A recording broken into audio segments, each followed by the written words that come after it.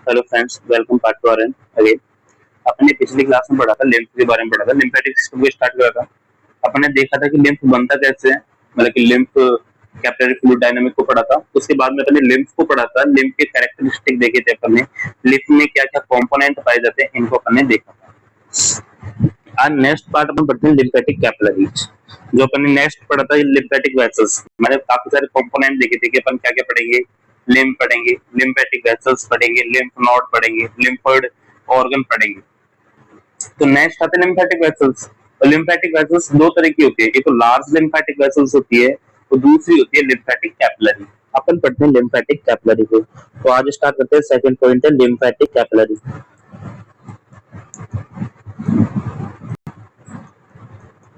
आज अपन पढ़ते हैं लिम्फेटिक कैपिलरी क्या होता है, ये अपन समझते हैं। मैं एक बार और आपको समझा देता हूँ कि अपन ने क्या पढ़ा था। कि ये आपके क्या था, आर्टेरियोलैंड था, ठीक है, कैपिलरी हो गई। ये वेन्योलैंड हो गया, ठीक है। यहाँ से जो भी फ्लूइड था वो बाहर निकलता है। 20 लीटर फ्लूइड पर डे क्या हो रहा है, बाहर निकल रहा है, जबकि 17 लीटर पर डे क्या हो रहा है, दोबारा अंदर जा रहा है। तो यहाँ पे फ्लूइड इकट्ठा हो जाता है, यहाँ पे आपका फ्लूइड इकट्ठा हो जाता है, और इस फ्लूइड को अपन ने क्या बोला था, लिम्फ बोला था। क्या बोला था, लिम्फ बोला था। अब क्या होता है कि छोटी छोटी कैपिलरीज क्या करते हैं, इस लिम्फ फ्लूइड को लेके जाती है, और वो छोटी छोटी कैपिलरीज ही इन फ्लूइड को लेके जाती है, और काफी जगह से मिलकर ये क्या बनाती है, बड़ी कैपिलरी बनाती है, वो सॉरी बड़ी वेसल्स बना देती है।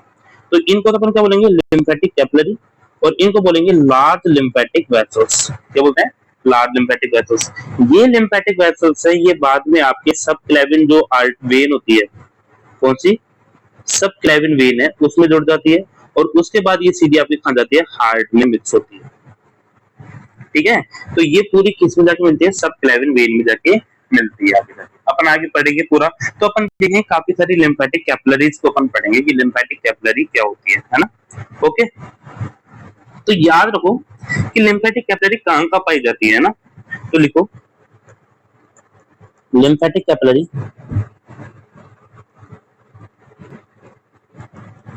लिम्फेटिक कैपिलरी ये पूरी ह्यूमन बॉडी में पाई जाती है ना। हर जगह जहां जहां लिम्फ है वहां पर पे आपको लिम्फेटिक कैपिलरी देखने को मिलेगी, मतलब कि पूरी बॉडी में आपको लिम्फेटिक कैपिलरी पाई जाएगी। Lymphatic capillary find in all human body. Lymphatic capillary आपकी पूरी ह्यूमन बॉडी में पाई जाती है। एक्सेप्शन लिख लो बस, कुछ जगह जहां पे नहीं पाई जाती, और इन्हीं को वेरी वेरी इंपॉर्टेंट कर लेना, बहुत इंपॉर्टेंट हो जाएगा। वेरी वेरी इंपॉर्टेंट है कि लिम्फेटिक सिस्टम से कोई 10-15 एमसीक्यू मैं सेलेक्ट करता हूँ तो एक एमसीक्यू ये जरूर होगा उसमें, ठीक है। लिम्फेटिक कैपिलरी आपके पूरी ह्यूमन बॉडी में पाई जाती है, सिर्फ कहाँ को छोड़ के, आपके एक तो होता है सीएनएस को। आपके ब्रेन में कोई लिम्फेटिक सिस्टम नहीं पाया जाता, इसका भी एक रेशनल है। जानना चाहो तो जो इंटरेस्टेड है कि आपके ब्रेन में होता है ब्लड ब्रेन बैरियर, एक बीबीबी होता है, ब्लड ब्रेन बैरियर होता है, जो कि लिम्फ होता है वो बहुत ज्यादा परमिएबल होता है। यदि लिम्फ सप्लाई वहां पे होगी तो ये बहुत ज्यादा परमिएबल होता है, यदि लिम्फ वहां पहुंच गया ना तो उसका कोई बैरियर नहीं रहेगा, बहुत ज्यादा परमेबिलिटी हो जाएगी। हर ऑर्गन है, हर कंपोनेंट है जो लिम्फ में पाया जाता है वो ब्रेन में जा सकता है विदाउट बैरियर। इसलिए ब्रेन में आपके क्या नहीं पाया जाता, लिम्फेटिक कैपिलरी नहीं पाई जाती। दूसरी बात, जो भी एवएस, देखो सीएनएस में आपके बोन मैरो भी आ जाएगा, यहाँ पे आपके बोन मैरो भी आ जाएगा, एक बोन मैरो में नहीं पाया जाता। और तीसरा जो भी एवेस्कुलर ऑर्गन है, वहां पे जहाँ एवेस्कुलर ऑर्गन है वहां पे प्लाज्मा नहीं पहुंचेगा तो वहां लिम्फ भी नहीं बनेगा, ठीक है। एग्जाम्पल जाता है आपके कॉर्निया। तो इन ऑर्गन में आपकी क्या नहीं पाई जाती, लिम्फेटिक कैपिलरी नहीं पाई जाती। नहीं, पूरी ह्यूमन बॉडी में आपको लिम्फेटिक कैपिलरी देखने को मिलने वाली है। समझ में आया इतनी बात। दूसरा इसके बारे में पॉइंट है, लिम्फेटिक कैपिलरी के बारे में दूसरा पॉइंट है कि ब्लाइंड एंडेड ट्यूब होती है। क्या होती है, ब्लाइंड एंडेड ट्यूब होती है। इसका मतलब समझो, ब्लाइंड एंडेड ट्यूब का मतलब क्या है कि one side close towards capillary and, ठीक है। जबकि अनोदर साइड,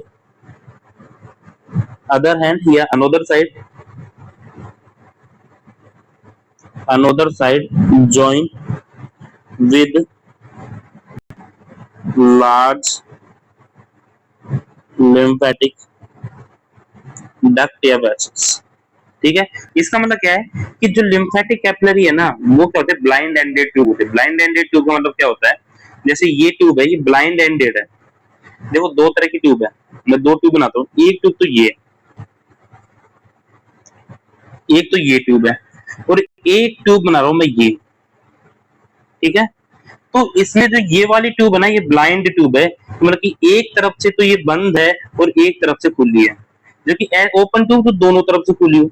तो आप जैसे यहाँ पे देखो, ये यहाँ पे है ना, बंद होती है, ऐसे बंद होती है, ये ओपन नहीं होती, जबकि दूसरी तरफ से ये जो लार्ज लिम्फेटिक वेसल्स है, इसमें खुल रही है। दूसरी तरफ से लार्ज लिम्फेटिक वेसल्स में ओपन हो रही है, जबकि एक तरफ से ये बंद होती है, ब्लाइंड एंड होती है। ठीक है, ओपन नहीं होती, लिम्फ की तरफ ये ओपन नहीं होती, बस लिम्फ है, यहाँ पे क्या होता है, ट्रांसपोर्ट होता है ऐसे, ये लिम्फ एब्जॉर्ब करती है। ठीक है, क्योंकि इसमें एंडोथेलियल स्पेस काफी बड़ा होता है, तो इनकी मतलब की परमेबिलिटी बहुत ज्यादा होती है, तो इसको ओपन होने की जरूरत नहीं होती, ये ओपन नहीं होती, ये बस यहाँ से एब्जॉर्ब करती है। ये बिल्कुल ऐसे होती है, ऐसे ओपन नहीं होती, ओपन होती तो ऐसे होती, ये ओपन नहीं होती, ये ऐसे होती है, तो यहाँ पे फ्लूइड है वो अंदर आता रहता है ऐसे। कैसे आएगा, एब्जॉर्प्शन से, क्योंकि इनका एंडोथेलियल स्पेस है वो काफी लार्ज होता है, काफी ज्यादा इनकी परमेबिलिटी होती है। ओके, तो मतलब कि जो आपकी कैपिलरी होती है वो ब्लाइंड एंडेड होती है, एक साइड से वो खुली होती है जो लार्ज लिम्फेटिक डक्ट में जुड़ती है, लेकिन दूसरी तरफ से कैपिलरी एंड पे, जो ये कैपिलरी एंड है ना, ये कैपिलरी एंड ही तो कैपिलरी बेड, यहाँ पे ये क्या होते हैं, ब्लाइंड एंड होती है। ठीक है, अब इनमें कितनी लेयर पाई जाती है, जैसे आपने पढ़ा था, आर्टरी पढ़ी थी, वेन पढ़ी थी, कैपिलरी पढ़ी थी। आर्टरी वेन में तीन लेयर पाती थी, tunica intima, tunica media, tunica externa. Capillary में ओनली ट्यूनिका इंटीमा पाई जाती थी, जिसमें ट्यूनिका इंटीमा की चार लेयर पढ़ी थी अपन ने। जैसे पहली लेयर कौन कौन से थे, एंडोथेलियम होती थी, बेसमेंट मेम्ब्रेन होती थी, फिर उसके बाद में सब एंडोथेलियल लेयर आती थी, और एक आपकी बाउंड्री आती थी, इलास्टिक लेयर आती थी एंड में। पढ़ी थी ना आपने, जो आर्टरी थी उसमें इलास्टिक बाउंड्री होती थी। फिर ट्यूनिका इंटीमा की अपन ने ऐसा पढ़ा था, आप जाके देखना दोबारा कर। लेकिन जो आप क्या ये होती है, लिम्फ होती है, उसमें ओनली एक लेयर पाई जाती है, single layer, single lymphatic layer. इसमें एक ही लेयर पाई जाती है, जो भी कौन सी पाई जाती है, एंडोथेलियम। कौन सी पाई जाती है, एंडोथेलियम पाई जाती है। मतलब अपन कह सकते हैं बेसमेंट मेम्ब्रेन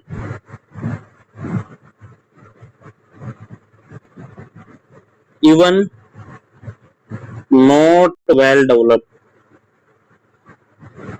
बेसमेंट मेम्ब्रेन भी इसमें इतनी अच्छी तरह डेवलप नहीं होती, ओनली एंडोथेलियल लेयर पाई जाती है, ओनली इसमें एंडोथेलियल लेयर पाई जाती है, इसमें इवन बेसमेंट मेम्ब्रेन भी नहीं पाई जाती है। इसलिए अपन कह सकते हैं, इसलिए maximum permeable capacity more than capillary, capillary से भी ज्यादा इसमें क्या पाई जाती है, मोर देन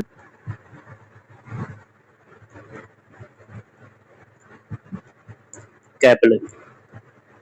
जो इसकी परमेबिलिटी होती है ना, परमेबिलिटी क्या होता है, कोई भी फ्लूइड का अंदर बाहर जाना, बाहर जा रहा है या अंदर आ रहा है, इसको अपन क्या बोलते हैं, परमेबिलिटी बोलते हैं। तो जो लिम्फ की परमेबिलिटी होती है, लिम्फेटिक कैपिलरी की परमेबिलिटी होती है, लिम्फेटिक वेसल्स की परमेबिलिटी होती है, ये सबसे ज्यादा होती है, कैपिलरी से भी ज्यादा होती है। क्यों होती है, क्योंकि इसमें ओनली एंडोथेलियम ही पाई जाती है, इसके ऊपर आपको ट्यूनिका मीडिया, ट्यूनिका इंटरना ये देखने को नहीं मिलती। फिर आप कहोगे सर कैपिलरी में तो नहीं देखने को मिलती ट्यूनिका मीडिया, ट्यूनिका इंटरना, लेकिन कैपिलरी में फिर भी आपको एंडोथेलियम के ऊपर बेसमेंट मेम्ब्रेन, उसके ऊपर सब एंडोथेलियल लेयर, फिर उसके ऊपर आपको इंटीमा लेयर, मतलब इलास्टिक लेयर देखने को मिलेगी। यहाँ पे ओनली एंडोथेलियम ही देखने को मिलती है, इसलिए इसकी परमेबिलिटी होती है वो मैक्सिमम होती है, सबसे ज्यादा इसमें क्या मिलती है, परमेबिलिटी देखने को मिलती है।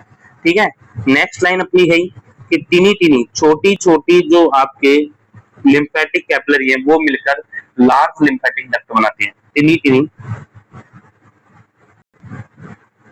lymphatic capillary join and form large lymphatic duct, large lymphatic duct बोल दो या लार्ज लिम्फेटिक वेसल्स आप बोल सकते हो। तो इस तरह से अपने लिम्फेटिक कैपिलरी को पढ़ा कि ये जो छोटी छोटी, मैंने बताया कि छोटी छोटी एक लिम्फेटिक कैपिलरी हो गई, दूसरी ये हो गई, और इन्होंने मिलके क्या बना लेते हैं, लार्ज लिम्फेटिक वेसल्स बनाते हैं। तो इस तरह से अपन ने देखा कि लिम्फेटिक कैपिलरी क्या है, हर पूरी ह्यूमन बॉडी में पाई जाती है, केवल आपके सीएनएस को, बोन मैरो और कॉर्निया को छोड़कर। दूसरी ब्लाइंड एंडेड होती है, एक तरफ से खुली होती है, एक तरफ से ये पैक होती है, बंद होती है। तीसरी बात कि सिंगल लिम्फेटिक लेयर होती है, मतलब इसमें ओनली एंडोथेलियम पाई जाती है, इसलिए इनकी जो परमेबिलिटी होती है वो सबसे ज्यादा होती है। ओके, अब अपन पढ़ेंगे लार्ज लिम्फेटिक डक्ट को। ओके, अब देखते हैं अपन लार्ज लिम्फेटिक डक्ट, है ना, सॉरी लार्ज लिम्फेटिक वेसल्स देखते हैं। तो हेडिंग डालो सेकंड, लार्ज लिम्फेटिक वेसल्स, मतलब जो जो अपन ने पढ़ी है अभी तक लिम्फेटिक कैपिलरी, ये मिलकर क्या बनाती है, लार्ज लिम्फेटिक वेसल्स बनाएंगे। और जो लार्ज लिम्फेटिक वेसल्स है ना, ये भी देयर आर टू टाइप, है ना, ये दो टाइप के होते हैं, there are two type of large lymphatic vessels. कौन कौन सी? एक तो होती है लिम्फेटिक ट्रंक, एक तो होते हैं लिम्फेटिक ट्रंक, और दूसरे होते हैं लिम्फेटिक डक्ट। ठीक है, अपन देखते हैं लिम्फेटिक ट्रंक कौन कौन से होते हैं, लिम्फेटिक डक्ट क्या क्या होती है, इनको अपन देखते हैं। ओके, तो एग्जांपल डालो, पहला डालो, लार्ज लिम्फेटिक ट्रंक। ट्रंक क्या होते हैं, जो कि मेजर बॉडी पार्ट से जो लिम्फ को कलेक्ट करते हैं, उनको अपन क्या बोलते हैं, ट्रंक बोलते हैं। जो मेजर बॉडी पार्ट से लिम्फ को कलेक्ट करते हैं, उनको क्या बोलते हैं, ट्रंक बोलते हैं। देखो, ट्रंक डक्ट एक तरफ से एक है, डक्ट थोड़ा बड़ा फॉर्म है, डक्ट जो ट्रंकों से भी बड़ा होता है वो डक्ट होता है। ठीक है, ट्रंक थोड़ा छोटा है, कैपिलरी मिलकर ट्रंक बना रही है, ट्रंक से मिलकर डक्ट बन रहा है सब वेसल्स ही, है ना। ठीक है, तो लिखो इसको ऐसे लिखते हो, lymph collect from major body region, है ना। काफी बड़े बड़े रीजन से ये क्या होती है, लिम्फेटिक वेसल्स कैपिलरी थी, वो फ्लूइड को ला रही है। मेनली अपन को 5 लिम्फेटिक ट्रंक देखने को मिलते हैं। वो कितने? 5। पहला होता है जुगुलार लिम्फेटिक ट्रंक, या जुगुलार ट्रंक बोल दो, जुगुलार लिम्फेटिक ट्रंक हो गया ये, है ना, जो आपके हेड और नेक से पूरा जो आपका लिम्फ ड्रेन है वो ला रहा है, जो हेड और नेक से लिम्फ का सर्कुलेशन ला रहा है वो जुगुलार ट्रंक है। दूसरा आपके जो हाथ से ला रहा है, अपर लिम्फ से ला रहा है, उसको बोलते हैं सब क्लेविन। क्या बोलते हैं? सब क्लेविन लिम्फेटिक ट्रंक। ठीक है, थर्ड, जो आपके मीडिया स्टाइनम से ला रहा है, जो आपके मीडिया स्टाइनम से ला रहा है, उसको अपन बोलते हैं bronchomediastinal lymphatic trunk. ये आपके मीडिया स्टाइनल जो भी थोरैक्स कैविटी है उससे लिम्फ सर्कुलेशन को ला रहा है, उसको बोलते हैं bronchomediastinal lymphatic trunk. Last आपकी जो पूरा गैस्ट्रिक सिस्टम इंटेस्टाइन का ला रहा है, उसको अपन बोलेंगे इंटेस्टाइनल ट्रंक। क्या बोलते हैं? इंटेस्टाइनल ट्रंक बोलते हैं। और जो एक लास्ट है जो कि लोअर लिम्ब इनका ला रहा है, लोअर लिम्ब से या आपके पेल्विक रीजन से ला रहा है, उसको बोलते हैं लंबार ट्रंक। क्या बोलते हैं? Lumbar trunk. तो अपन इस तरह से मेजरली 5 क्या देखने को मिलते हैं अपन को, लिम्फेटिक ट्रंक देखने को मिलते हैं। जो हाथ, जो आपके हेड और नेक से ला रहा है उसको क्या बोलेंगे अपन? जुगुलार। जो आपके हाथों से ला रहा है उसको सबक्लेविन। जो आपके थोरैक्स कैविटी से ला रहा है ब्रोंको मीडिया स्टाइनल। जो आपके गैस्ट्रिक सिस्टम से एब्डोमेन का ला रहा है उसको अपन बोलते हैं क्या? Intestinal trunk. और जो आपके पेल्विक कैविटी से, कमर से या आपके लोअर बॉडी पार्ट से ला रहा है उसको बोलते हैं अपन लंबार ट्रंक। तो इनको अपन बोले ट्रंक। अब ट्रंक मिलके क्या बनाते हैं? डक्ट बनाते हैं। तो नेक्स्ट लिखो, ये थोड़ा और बड़ा फॉर्म आ जाता है, लिम्फेटिक डक्ट। क्या रहेगा? Lymphatic duct.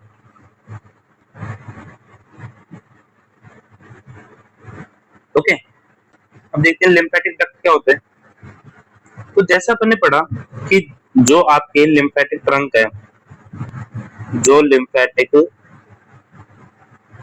ट्रंक है वो ज्वाइन करेंगे, काफी सारे लिम्फेटिक ट्रंक जुड़ेंगे एंड फॉर्म लिम्फेटिक डक्ट, और वो क्या बनाते हैं, लिम्फेटिक डक्ट बनाते हैं। काफी सारे आपके जो लिम्फेटिक ट्रंक है वो मिलेंगे और क्या बनाते हैं, आपके लिम्फेटिक डक्ट को बनाते हैं।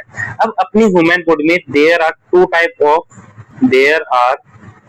To lymphatic duct. अपनी ह्यूमन बॉडी में दो ही लिम्फेटिक डक्ट होती है। कितनी होती है, दो लिम्फेटिक डक्ट होती हैं, जिनका क्या क्या नाम है, एक है थोरासिक डक्ट,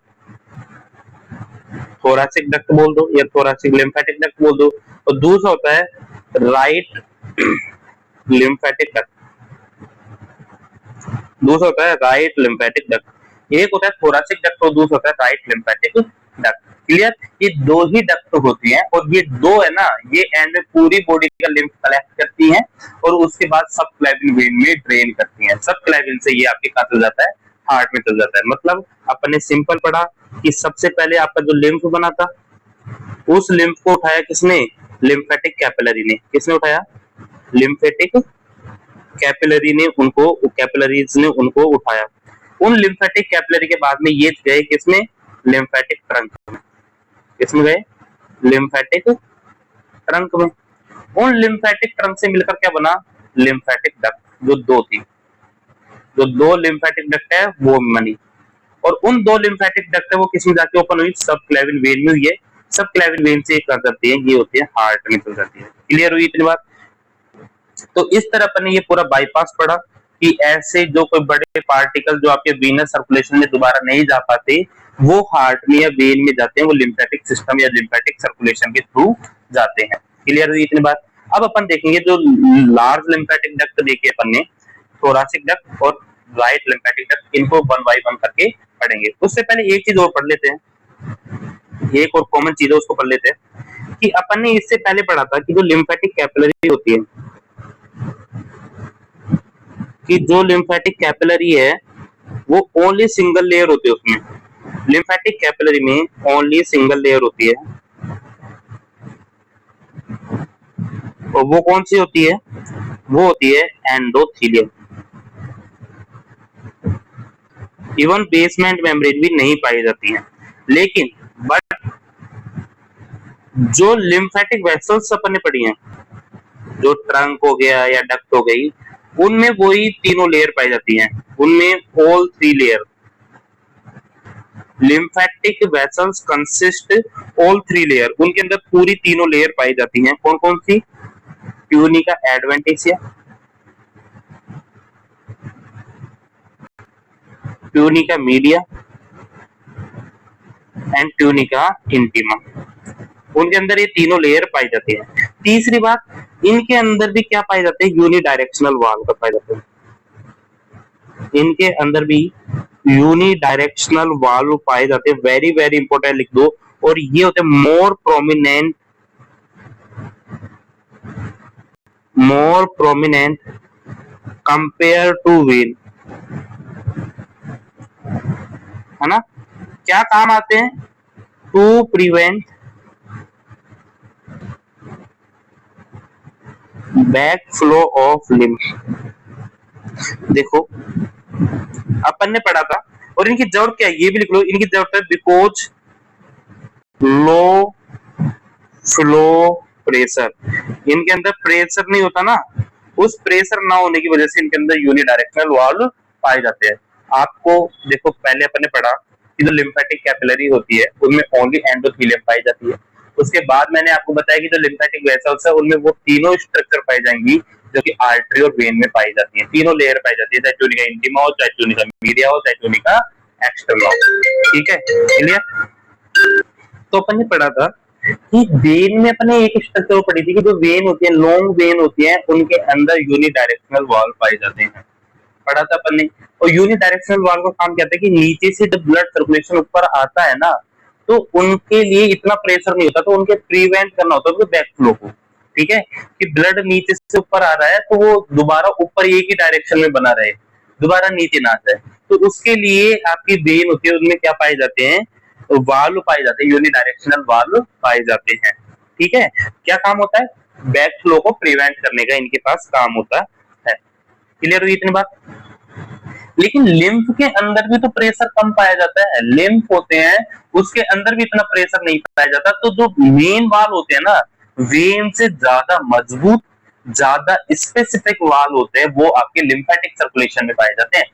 आर्टेरियल सर्कुलेशन में वाल नहीं पाए जाते, लेकिन वेन में और आपके लिम्फेटिक डक्ट में, दोनों में वाल पाए जाते हैं। लिम्फेटिक डक्ट नहीं, लिम्फेटिक वेसल्स में, सब में पाए जाते हैं ना, कैपिलरी को छोड़ के। ठीक है, लेकिन लिम्फेटिक वेन के जो वाल होते हैं वो ज्यादा प्रोमिनेंट होते हैं कंपेयर टू आपके वेन के, है ना।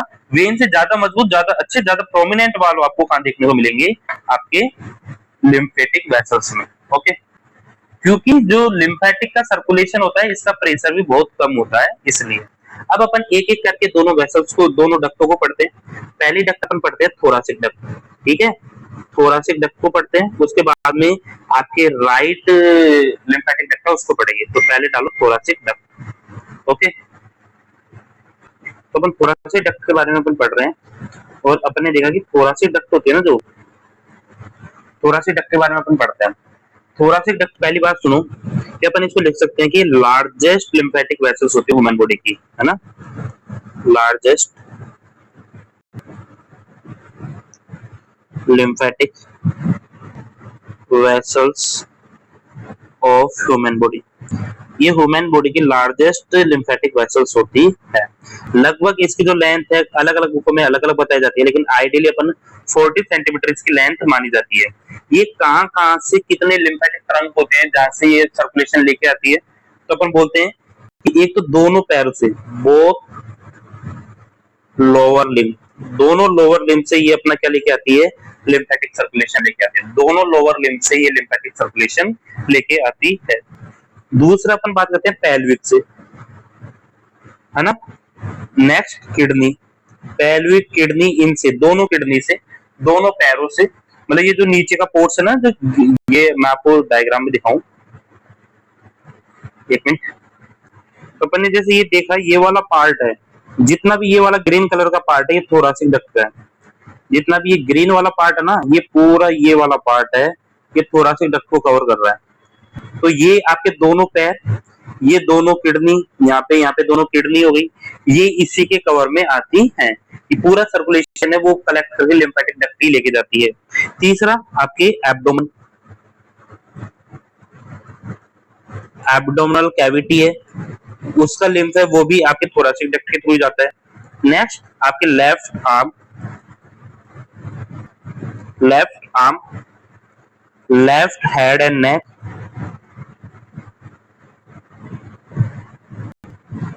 Left arm, left head and neck, and आप लिखो लेफ्ट आपके left thorax, left half of thorax को भी आपका क्या कवर करता है, आपका थोरासिक डक्ट। जो थोरासिक डक्ट है वो लिम्फ कहां से कलेक्ट करता है, दोनों पैरों से करेगा। ठीक है, दो आपके दोनों किडनी का करेगा, पूरे पेल्विक का करेगा, आपके जो लेफ्ट वाला जो आपके थोरैक्स है उससे करेगा, लेफ्ट आर्म से करेगा, लेफ्ट हेड एंड नेक से करेगा, सबसे बड़ी होती है। ठीक है, अब अपन देखते हैं कहां से स्टार्ट होती है, इसका भी एक डायग्राम है वो आपको मैं दिखाता हूँ, रुको। देखते हैं कहां से स्टार्ट होती है, इसको भी अपन देखते हैं। तो देखो जो थोरासिक डक्ट है, एक मिनट, थोरासिक डक्ट है वो कहां से स्टार्ट होता है, स्टार्ट फ्रॉम, एक स्पेशल स्ट्रक्चर आती है जिसको अपन बोलते हैं सिस्टर्नी काइली। ये एक सिस्टर्नी काइली होती है L1 L2 के जॉइंट पे। L1 L2 जॉइंट पे आप इस डायग्राम में देख पा रहे होगे, तो ये वाला पार्ट है, ये L1 L2 पे, ये इसको बोलते हैं सिस्टर्नी काइली। यहाँ सिस्टर्नी काइली से ये थोरासिक डक्ट है, ये स्टार्ट हो रही है। ये थोरासिक डक्ट है जो कहां से स्टार्ट हो रही है, सिस्टर्नी काइली से स्टार्ट हो रही है। ठीक है, और इस सिस्टर्नी काइली में क्या क्या आके जुड़ रहा है, इसको भी अपन देखते हैं, रुको, वेट, लेट्स लिखो। सिस्टर्नी काइली, सिस्टर्नी काइली क्या है, डायलेटेड सैक है, डायलेटेड सैक होता है कहां पे, L1 L2 पे, ये एक तरह का डायलेटेड सैक होता है। नेक्स्ट सुनो, अब नेक्स्ट लिखो, थोरासिक डक्ट मूव अपवार्ड, ये ऊपर की तरफ बढ़ती है, and cross diaphragm and enter into thoracic cavity, और ये थोरासिक कैविटी में एंटर करती है। आप देख रहे होगे कि ये L1 L2 से ये स्टार्ट हुई है, यहाँ पे डायफ्राम होता है, यहाँ पे आपके डायफ्राम होता है, उस डायफ्राम को आपके T12 लेवल पे जो आपको एरोटिक हाइटस होता है वहां से क्रॉस करती है, और उसके बाद ये कहां पे एंट्री करती है आपके थोरैक्स कैविटी में, डायफ्राम के अंदर थोरैक्स कैविटी में ये एंटर करती है। एंड नेक्स्ट कि ड्रेन कहां होती है, फिर लिखो brain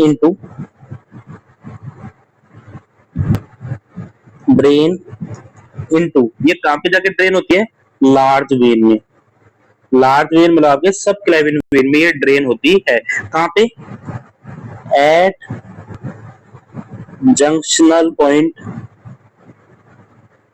of internal jugular vein and subclavian when. ठीक है, यहाँ पे आप देखो, जहाँ पे ये कहां पे ज्वाइन हो रही है, जहाँ पे आपकी इंटरजुगुलर वेन आ रही है ऊपर से, आप देखो यहाँ पे इंटरजुगुलर वेन आ रही है, यहाँ से सबक्लेविन वेन आ रही है, और यहाँ पे जाके ये आपकी थोरासिक डक्ट है वो क्या हो जाती है, एंटर कर जाती है बिल्कुल सबक्लेविन वेन पे, जो इनका जंक्शन आता है ना उससे थोड़ा सा पहले, सबक्लेविन वेन की तरफ थोड़ा सा पहले ये एंटर करती है। इसलिए देखो आपने पूरा ये थोरासिक डक्ट है, कहां से स्टार्ट हुई है, सिस्टर्निकाइली जो L1 L2 के लेवल पे है, डायफ्राम को क्रॉस कराओ, डायफ्राम को क्रॉस करते करते ये एट द जंक्शन पॉइंट जो मेजर वेसल्स का मेजर वेन जहाँ पे इंटरजुगुलर और आपके सबक्लेविन वेन मिल रही है वहां पे जाके ओपन होती है। टोटल ये 40 सेंटीमीटर की होती है, कितनी, 40 सेंटीमीटर की ये होती है। क्लियर, कहां कहां से सर्कुलेशन लेके आती है ये भी अपन ने देख लिया, पूरा जो लेफ्ट का पार्ट है उससे, दोनों पैरों से, एब्डोमेन कैविटी से, लेफ्ट थोरैक्स से, लेफ्ट हेड नेक से, लेफ्ट आर्म से ये क्या करती है, लिम्फ को कलेक्ट करती है। क्लियर हुई, ये अपन ने पढ़ा थोरासिक डक्ट, सबसे बड़ी डक्ट होती है, सबसे बड़ी लिम्फेटिक डक्ट होती है अपनी ह्यूमन बॉडी की। ओके, यहाँ पे मेन बात थी, सबसे इंपॉर्टेंट पॉइंट था वो था सिस्टर्निकाइली। क्या था, सिस्टर्निकाइली, सबसे इंपॉर्टेंट पॉइंट था, मैं एक बार और लिख देता हूँ सिस्टर्निकाइली के बारे में। सबसे इंपॉर्टेंट पॉइंट था वो था सिस्टर्निकाइली। क्या था सिस्टर्निकाइली, ये डायलेटेड सैक होता है, क्या होता है, डायलेटेड सैक, एक कहां पे होता है, एट L1 L2 से, क्या होता है यहाँ पे, इसको क्या है, start lymphatic sorry thoracic duct, यहाँ से आपके थोरासिक डक्ट है वो स्टार्ट होती है। ठीक है, इसी में आपके लिम्फेटिक डक्ट भी आके मिलती है, कुछ लिम्फेटिक ट्रंक आके मिलते हैं जो आपके पैल्विक के और लोअर लिम्ब के वो जो लिम्फेटिक डक्ट है, वो ट्रंक है, वो यहाँ आके मिलते हैं। ठीक है, जैसे आपने डायग्राम में देखा होगा, देखो ये दोनों ये सिस्टर्निकाइली में आके मिलते हैं। क्लियर हुई इतनी बात, छोड़ो, ये अपन ने बात पूछ लिया था कि सिस्टर्निकाइली क्या होता है। अब अपन पढ़ते हैं राइट वाला, राइट लिम्फेटिक डक्ट को। नेक्स्ट लिखो डी, राइट लिम्फेटिक डक्ट, ये छोटी होती है, ये इतनी बड़ी नहीं होती है, छोटी सी डक्ट होती है। राइट लिम्फेटिक डक्ट छोटी सी होती है, ज्यादा बड़ी नहीं होती, तो आप लिख सकते हो ये बहुत छोटी होती है, डायलेटेड पार्ट होता है अबाउट 1 सेंटीमीटर, ये बस 1 सेंटीमीटर की होती है, अबाउट 1 सेंटीमीटर इसकी लेंथ होती है, 1 सेंटीमीटर इसकी लेंथ होती है, डायलेट होती है, मतलब कह सकते हैं डायलेटेड लिम्फेटिक वेसल से, क्या होती है, डायलेटेड लिम्फेटिक वेसल से। काम क्या करती है, देखो मैंने बताया कि अपनी बॉडी में दो ही लिम्फेटिक डक्ट होते हैं, thoracic duct, right lymphatic duct. पूरी ज्यादातर मेजर पार्ट ऑफ बॉडी को थोरासिक डक्ट कवर कर लेती है, जिन पार्टों को थोरासिक डक्ट कवर नहीं कर पाता उनको उनको कौन कवर करेगा, उनको कवर करेगा आपके राइट लिम्फेटिक डक्ट। मतलब कौन कौन से पार्ट बचे, कौन कौन से पार्ट बचे, तो अपन कह सकते हैं right half of thorax, right half of thorax, दूसरा अपन कह सकते हैं राइट आर्म, थर्ड अपन कह सकते हैं राइट हेड एंड नेक। ये मेजर 3 पार्ट है, यहाँ से ये अपना जो लिम्फेटिक डक्ट, लिम्फेटिक सर्कुलेशन बचा है उसको कौन कवर करता है, उसको कवर करता है आपका लिम्फेटिक राइट लिम्फेटिक डक्ट। बाकी मेजर पार्ट से कौन कवर करता है? आपके थोरासिक डक्ट कवर करती है। बचे हुए थोड़े बहुत पार्ट को कौन करता है? राइट लिम्फेटिक डक्ट करती है। कौन कौन सा पार्ट है? Write head and neck, right arm, और ये राइट हाफ ऑफ थोरैक्स होता है, 1 सेंटीमीटर होता है। और नेक्स्ट ये ड्रेन का होता है, तो लिख सकते हैं अपन ड्रेन इनटू राइट सब क्लेविन वेन। ये राइट सब क्लेविन वेन में जाता है और उसके बाद ये आपके सिस्टमिक सर्कुलेशन में आ जाता है। जो ये वाला पार्ट है, देखो ये part left thorax, sorry right वाला थोरैक्स, राइट आर्म और आप राइट हेड एंड नेक, इनको कौन कवर करता है? राइट लिम्फेटिक डक्ट करती है। एरिया देखेंगे अपन कितना होता है, तो इसमें सॉरी बता नहीं, देखो ये वाला पार्ट है ना, ये आपको दिखा रखा होगा इसमें, इस डायग्राम में इतना सा पार्ट है, ये आपको दिखा रखा होगा। ये आपके क्या है? राइट लिम्फेटिक डक्ट है। छोटा सा होता है, 1 सेंटीमीटर होता है, डायलेटेड पार्ट होता है। क्लियर? तो इस तरह से अपने दोनों डक्ट को पढ़ा, थोरासिक डक्ट को और राइट लिम्फेटिक डक्ट को। एग्जाम में पूछ सकते हैं कि लिम्फेटिक डक्ट को एक्सप्लेन करें। अब अपन एक छोटा सा टॉपिक और है, उसको कवर कर लेते हैं अपन। ओके, ठीक है। अब अपना लास्ट टॉपिक है, हेडिंग डालो सर्कुलेशन ऑफ लिम्फ। हेडिंग डालो circulation of lymph. Circulation of lymph क्या होता है, इसको समझते हैं अपन। ठीक है, सर्कुलेशन ऑफ लिम्फ।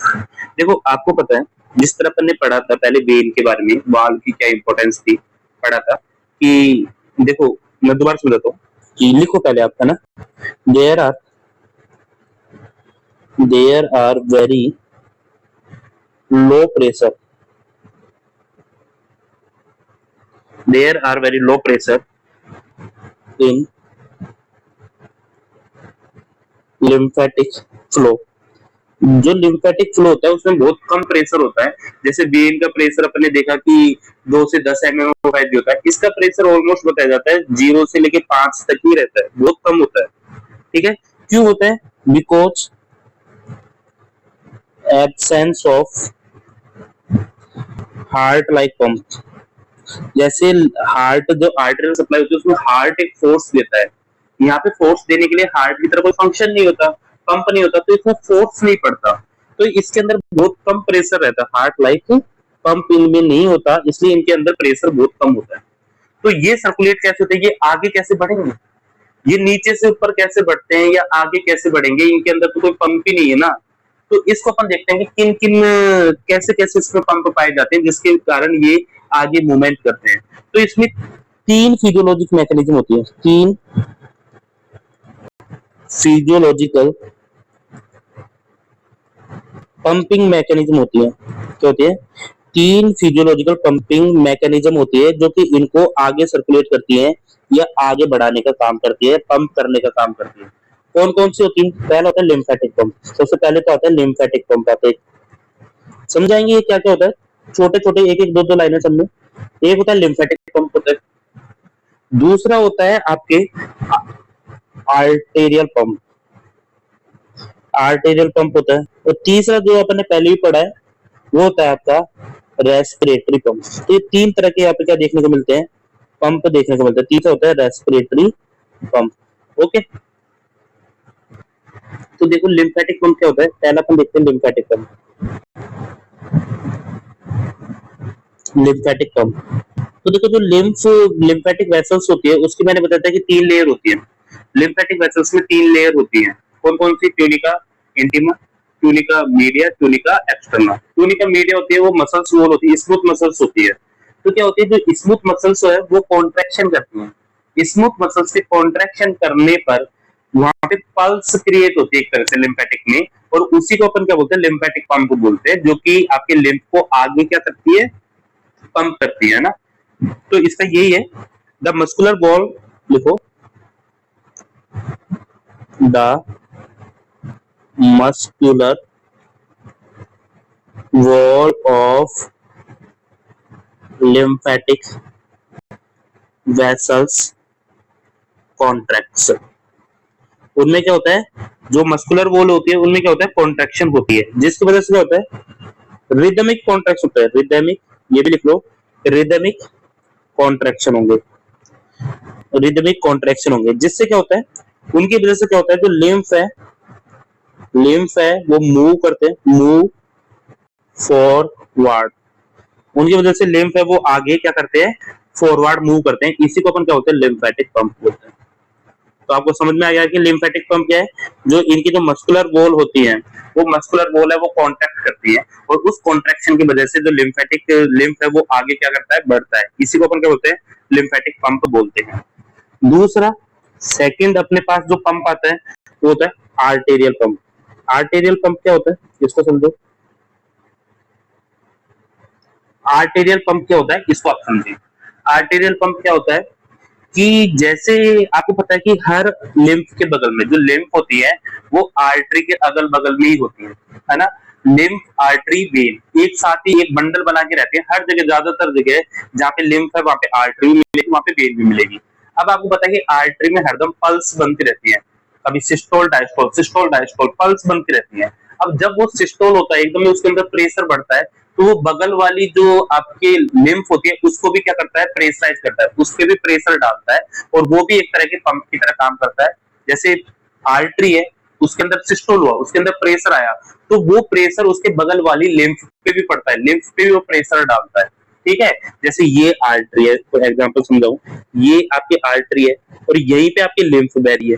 ठीक है, यदि इसमें प्रेशर हुआ, इसमें सिस्टोल हुआ, तो इस वाली के ऊपर भी तो प्रेशर पड़ेगा, तो जैसे प्रेशर पड़ता है तो ये इसका लिम्फ है वो आगे बढ़ता है। इसी को अपन बोलते हैं आर्टेरियल पंप। तो अपन कह सकते हैं इसको लिम्फेटिक वेसल्स, लिम्फेटिक वेसल्स, इसको थोड़ा मिटा देता हूँ।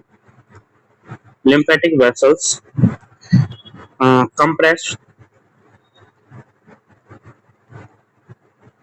compressed by adjacent structure such as artery, mainly artery है ना।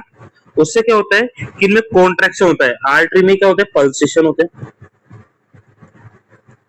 आर्टरी में होंगे पल्सेशन होगा, और उस पल्सेशन की वजह से इसको बोलते हैं milking action.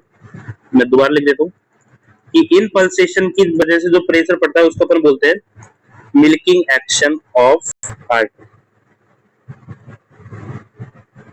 Milking action of vessels. ठीक है, क्या ये सिंपल सा तरीका है कि बगल वाली आर्टरी में पल्स हुई तो वो आपके बगल वाली लिम्फ में भी क्या डालेगा, प्रेशर डालेगा, जिसकी वजह से एक मिल्किंग एक्शन बोलते हैं इसको, कि वो आगे की तरफ बढ़ेगा। जैसे आप आईवी सेट में मिल्किंग करते हो ना, कि थोड़ा सा बीच के दोबारा छोड़ते हो तो प्रेशर बढ़ता है, फिर मिल्किंग होती है, एक तो नेगेटिव प्रेशर क्रिएट करना, है ना। एक तीसरा पंप और होता है रेस्पिरेटरी पंप, ये तो आप सब जानते ही हो रेस्पिरेटरी पंप, क्योंकि अपने पहले ही पढ़ा है। रेस्पिरेटरी पंप अपने पहले ही पढ़ा है, एक बार और समझा देता हूं मैं क्या होता है रेस्पिरेटरी पंप। समझो कि जैसे आप इंस्पिरेशन करते हो, जैसे आप सांस अंदर लेते हो, इंस्पिरेशन करते हो, तो आपके जो थोरासिक कैविटी होती है उसकी वॉल्यूम बढ़ जाता है, उसका एरिया बढ़ जाता है, वॉल्यूम बढ़ जाता है। इसकी वजह से उसके अंदर जो प्रेशर है वो कम हो जाएगा, थोरासिक कैविटी के अंदर प्रेशर है वो कम हो जाता है। एक तरह से नेगेटिव प्रेशर वहां पे क्रिएट होता है, तो नेगेटिव प्रेशर क्रिएट होगा मतलब कि वहां पे सक्शन होगा, मतलब कि लिम्फेटिक रिटर्न बढ़ जाता है। ठीक है, तो ये अपने पहले भी समझाया था, एक बार और लिख लो। ड्यूरिंग इंस्पिरेशन,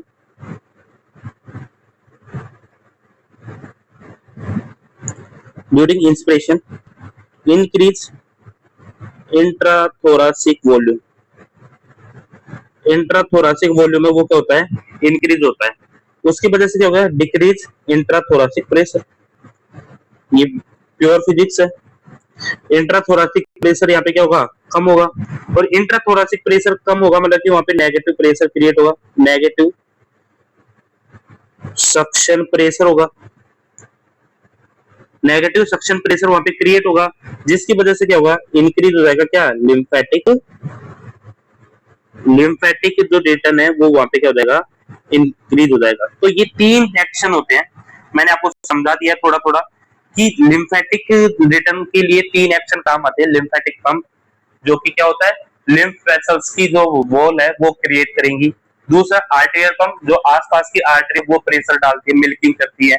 और तीसरा रेस्पिरेटरी पंप, अपन सांस अंदर लेते तो वॉल्यूम बढ़ती है। ठीक है, इस तरह से अपन ने पूरा आज लिम्फेटिक वेसल्स को पढ़ा, लिम्फेटिक कैपिलरी को पूरा पढ़ा, सर्कुलेशन को अपन ने पढ़ा। अगली क्लास में अपन लिम्फ नोड को पढ़ेंगे और उसके बाद में अपन लिम्फोइड ऑर्गन को पढ़ेंगे। मतलब कि अगली 2-3 क्लास में अपना पूरा चैप्टर क्लियर हो जाएगा ही, और अपना 6 चैप्टर भी कंप्लीट हो जाएगा। उसके बाद में अपना नर्वस सिस्टम अपन धीरे धीरे करके मतलब आपकी पूरी एनाटॉमी फिजियोलॉजी को कवर करेंगे। उसके बाद में अपन सोशियोलॉजी पे जाएंगे। ठीक है, ओके, थैंक यू।